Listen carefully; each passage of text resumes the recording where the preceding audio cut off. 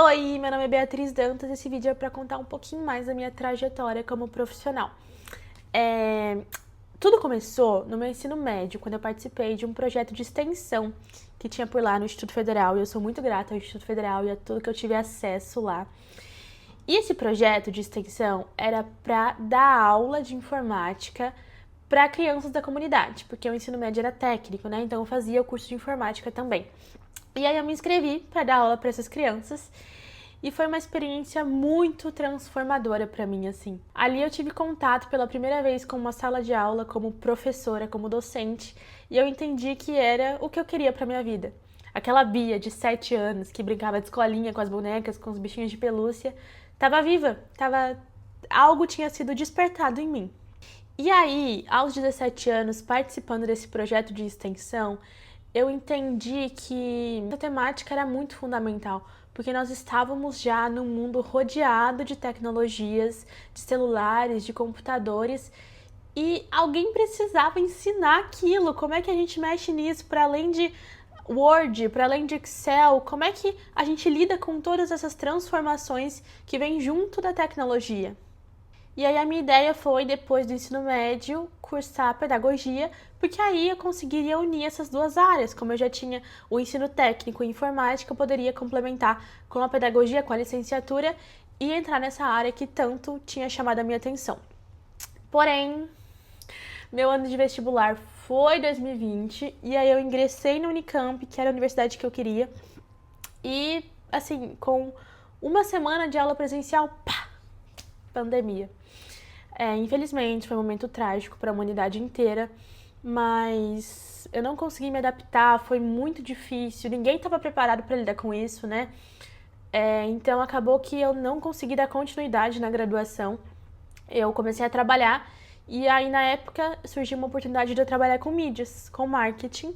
E aí eu comecei a atuar como social media. A gente sabe que nessa época da pandemia, essa área da comunicação se tornou muito forte, muito abrangente, porque como não tinha nada muito presencial, de alguma maneira as pessoas precisavam divulgar o seu trabalho.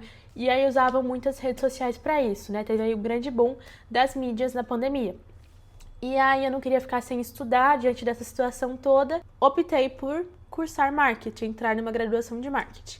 E assim foi ao longo dos próximos anos aí.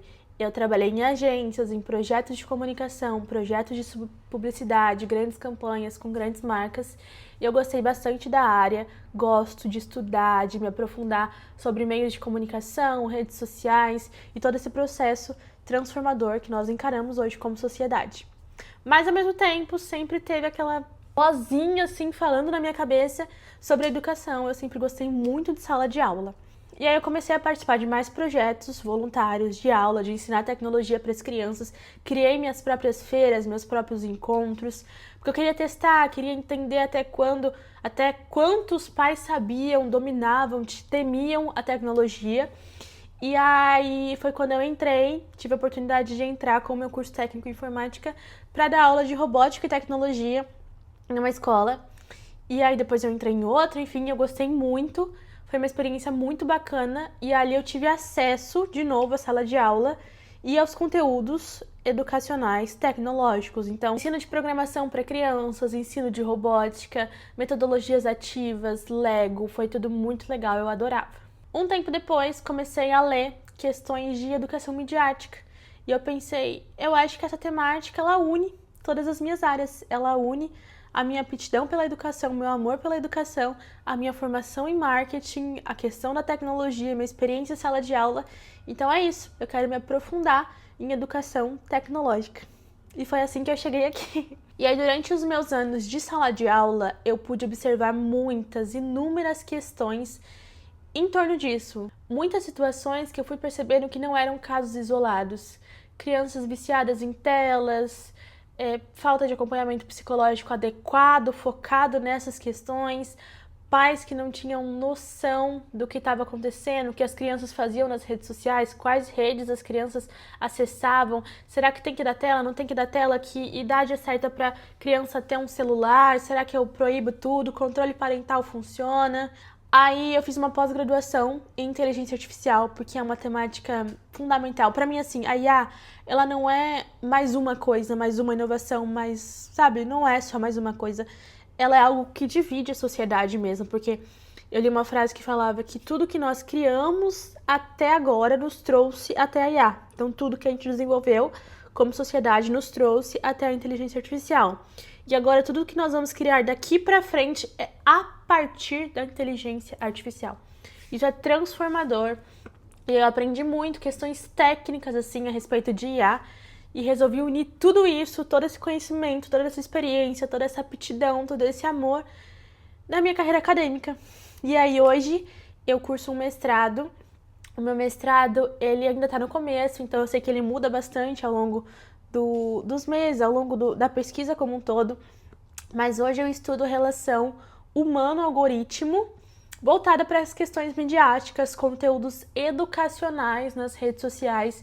Então, como nós podemos olhar para a rede social como um ambiente informal de aprendizado, porque muitas das vezes as crianças, os adolescentes, eles estão sim adquirindo conhecimentos através dessas plataformas. E as questões são muito amplas, são muitas temáticas a serem refletidas, debatidas, discutidas. E a minha ideia aqui com esse projeto, com esse canal, é registrar um pouco desse percurso, das minhas reflexões, do que eu tenho pensado, estudado, pesquisado, para uma maneira de registro mesmo, para eu poder acessar depois, para eu poder ajudar quem quiser ouvir, se alguém quiser ouvir.